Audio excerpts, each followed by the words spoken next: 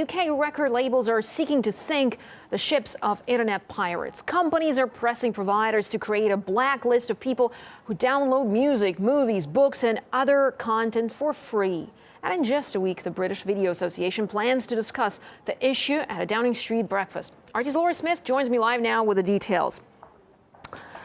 Hi there, Laura. Well, do tell us what's about to happen to those people who are blacklisted or who will be blacklisted.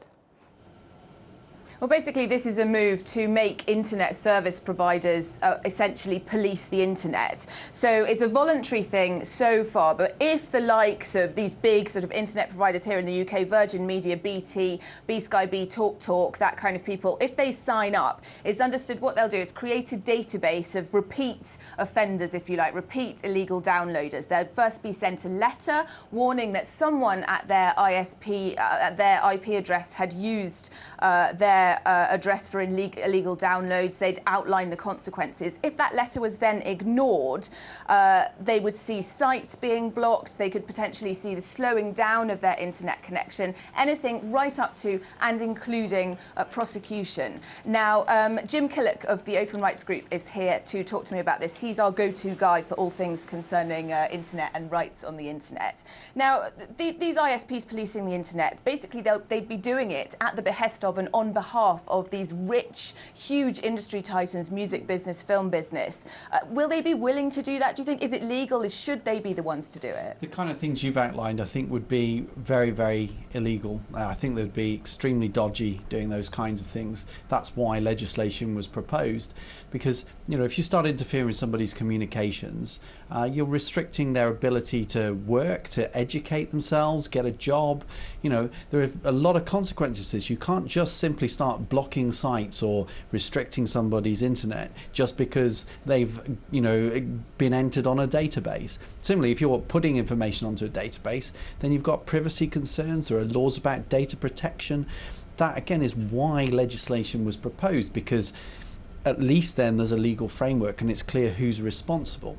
The BPI, they could be doing some of this themselves. There are legal powers for them to seek the details of people they believe are infringing their copyright, to take to get that information through the courts, and then to take individuals to courts if they've got the evidence. And do you agree that they would be within their rights to do that? They are making films and music in order to make money out of them. People do have legal rights. Copyright is a legal right, and the BPI could take people to court, and that would be reasonable. At least then you would know what the evidence was. Somebody could say, well, look, I'm innocent, I didn't do this, it was not me, and you could see some kind of logical conclusion that, you know, is transparent. But this would mean that people would have no legal recourse. It could easily mean that, and I think that's why it's very dangerous. I mean, there's a big difference between what a court might do and private policing of the internet, and I think we're seeing a lot of pressures for that, and it's very wrong. There are big concerns already about the government's digital policies in general. We've heard claims about surveillance, attempts to censor what goes on the internet in general. Is this another thing in that trend? I think the internet has suddenly become interesting to everybody. You know, the secret services, governments, big industries, they all want a cut of the information. They want to have it operated in their interests rather than the interests of individuals, and that means attacks on our privacy, it means attacks on our right to information. It does mean a lot of people are putting a lot of pressure on some very fundamental and important rights. What's the point of this anyway? Won't people just find another way of hiding themselves? Well, there is the rub. I mean, with internet surveillance, with the sort of thing that the NSA and British Secret Services have been doing, we know that the really hardened criminals are evading those kinds of logging. They're you know, making sure they're not getting caught by those measures. And the same will happen here. The people who are seriously trying to share files, who really don't care about what the BPI have to say, they'll carry on, and the technologies will evolve.